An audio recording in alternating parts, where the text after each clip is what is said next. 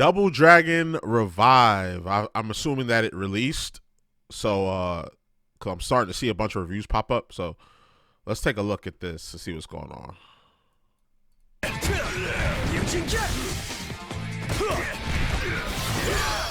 Hold that. Hot on the heels of Ninja Gaiden's own 2D revival with the excellent Ragebound, Double Dragon Revive comes off more like a tribute band for the series rather than a proper reunion tour. It doesn't play the hits like you remember it, instead putting its own spin on things, from how it looks to how it sounds to how it plays. All those aspects not only failed to live up to my admittedly mild expectations for a new Double Dragon, but after hours of its out-of-tune meandering, started to cement the idea that maybe we need to put a little more distance between attempts to revitalize the series. Yeah, that's what I was afraid you'd say. That's what I was afraid you'd say. I'm with you. Let's do this. Even though I've been playing these games for most of my life, it's sort of jarring how straightforward Double Dragon Revive is. Side-scrollers of this arcadey belt scroll variety have found lots of ways to spice up the punch your way to the right recipe, and Revive seems interested in keeping as much of that new seasoning away from its plate as possible. It's a basic protein packed with 8 non-branching levels, accompanied by starchy combat that's filling, but has barely any sauce. Okay, so it's Raisin Bran. It's Raisin Bran. It's regular Cheerios. It's Quaker Oats, the regular Quaker Oats, like not even the flavored ones. So that's what they're trying to say. Any of the 4 playable characters is simple and intuitive, with normal attack strings that can be mashed out on one button alongside of special attacks and hyper blows that can be used to punctuate these combos, or in some instances extend your offense into wall bouncing juggles. All of these actions are unique to each fighter. Well, Billy and Jimmy Lee have distinctions that don't translate into mechanical differences, but former damsel turned head kicker Marion and ninja frenemy Ronzo have attacks that are a little more flashy and utilitarian. I rarely felt it necessary to use more than basic combo loops on normal difficulty though. As long as an enemy didn't have an annoying shield or hyper armor protecting them as they wound up a big attack, something ubiquitous in later levels, they were reliably vulnerable to a good old-fashioned fist to the face. When in doubt, punch it out. When in doubt, punch it There are out. limited options for those who want to attempt to style on these street thugs, but they all rely on bouncing enemies off of walls to keep them in the air long enough to string more hits together as they come down. It often felt like enemies kind of just went wherever they wanted after a launch or a throw as opposed to where you directed them to go, making a laborious task out of trying to set Yeah, I got to get a new audio interface. where you directed them to go, making a laborious task out of trying to set up simple combo extensions, jamming enemies into background environmental hazards that take them out of the fight instantly, or taking advantage of the super powerful wall strike and wall crash options. That wall pressure, that Tekken wall pressure. Combos to be had either, so chasing a launched bad guy skyward only allows you a single disappointing smash down to earth, so you can wait for them to stand up and let you hit them again.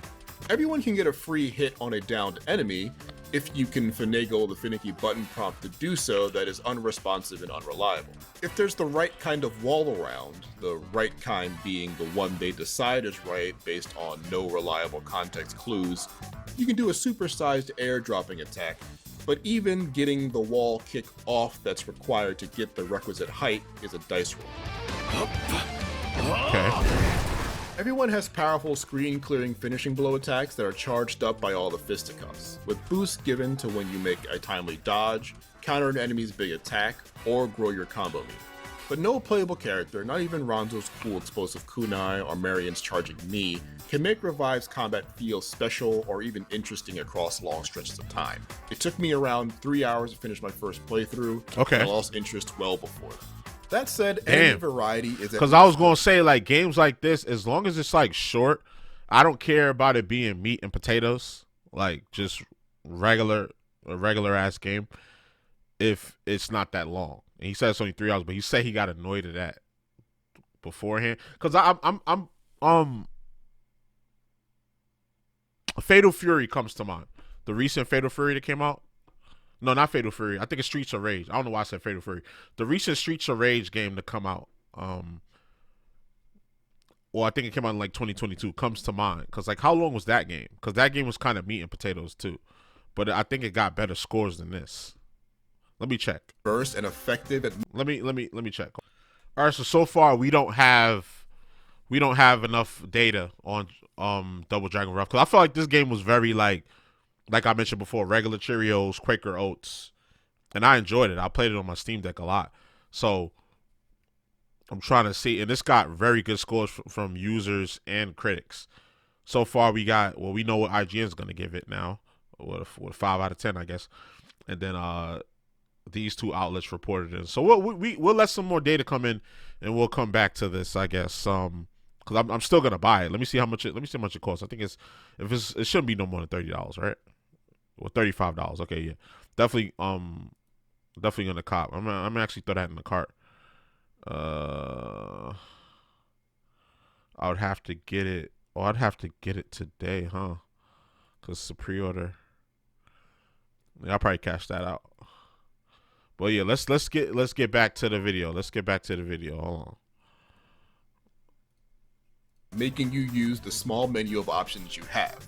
As levels progress, old bad guys show up to mingle with the newer ones to form a sort of street thug gumbo that can get a little spicy towards the end of your run.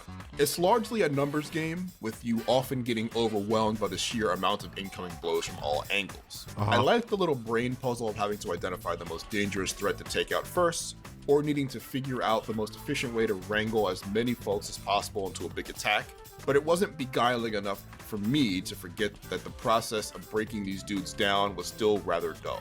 Even the array of limited use weapons, those strong tools usually worthy of the effort to grab if things can parry, are your standard fare knives, 2x4s, sledgehammers, etc. Bad Dragon. As the challenge escalates, some of Revive's jank becomes an enemy of its own.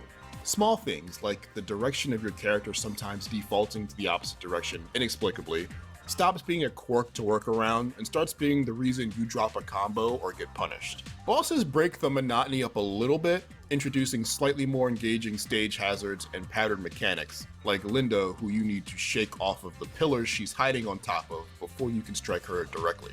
These get pretty brutal towards the end though, specifically the Chapter 7 boss, which has to be the most aggravating fight I've maybe ever played in one of these games. Truly a test of endurance against a ceaseless onslaught of the most cheating cheaters the game has to offer. There's not a lot of flash visually either. Most character models look good, but the fire, wind, and dragon effects that come from their limbs when channeling their chi looks a step behind in quality.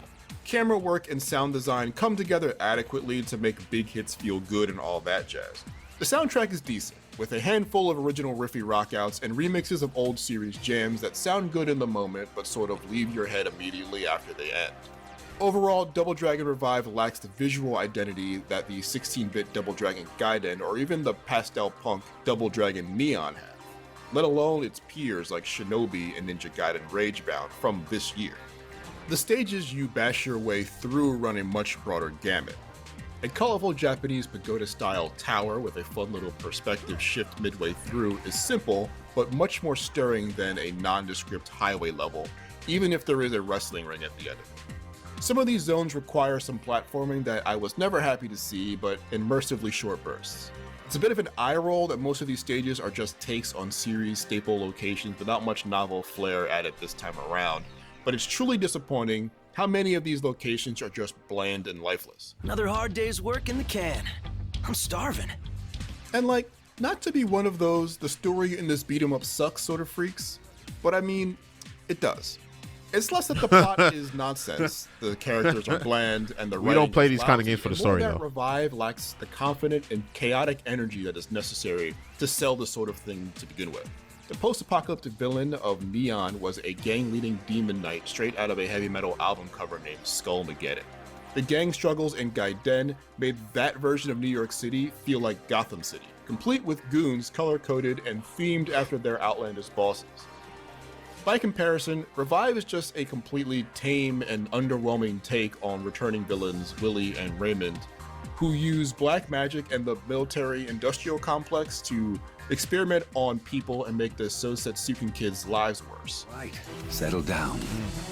These warriors, are they the ones? Double Dragon Revive feels less like a return to glory that the title might suggest, and more like a police sketch of someone trying to describe what the series they loved looked like from memory.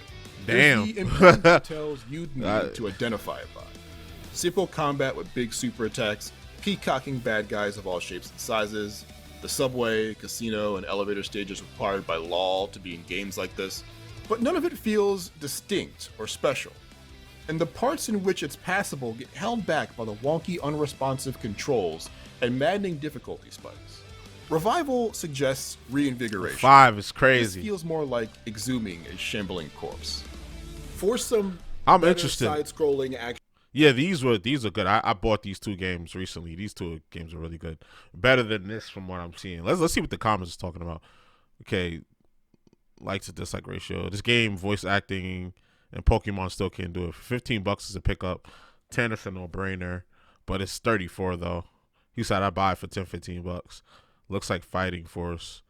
You know what? I was thinking about that game in the back of my head. Like, I don't know if you saw, like, my brain was, like, working, and I'm like, yo, what's that game again? Fighting Force. Yeah, I remember playing this in the arcade back in the day.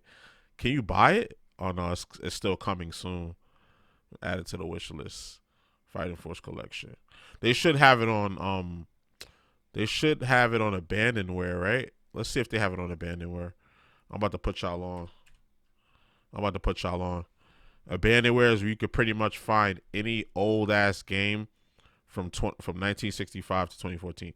So I'm really giving y'all some game right here. I'm not a gatekeeper. They do have it. So it has a bunch of ISOs or whatever. So I'm really putting y'all on game right now. So I'm gonna leave that there. So let me do my little 1-2 real quick, and then we're going to get up out of here. Double Dragon Revive. So it touts itself as a return to glory. But it seems as though it seems to be like more of like a cosplay version of it. According to this review at least. So they just said it's very bland and not very it doesn't do anything new to reinvent the wheel. And they feel like it's a lackluster attempt at reviving, for lack of a better word, the series. So, it's like the honey. It's like not the Honey Nut Cheerios, but the regular Cheerios. Not the Raisin Bran Crunch, just the regular Raisin Bran. Not the Quaker Oats Maple Cinnamon, just the regular cylindrical shaped can of oatmeal. The regular flavor. So if you're into that, it's $35. If you're not into that, then you skip it. All right, so y'all already know the vibes. Like, comment, subscribe, all that good stuff. It's your boy JusticeXFalls, and we out. One.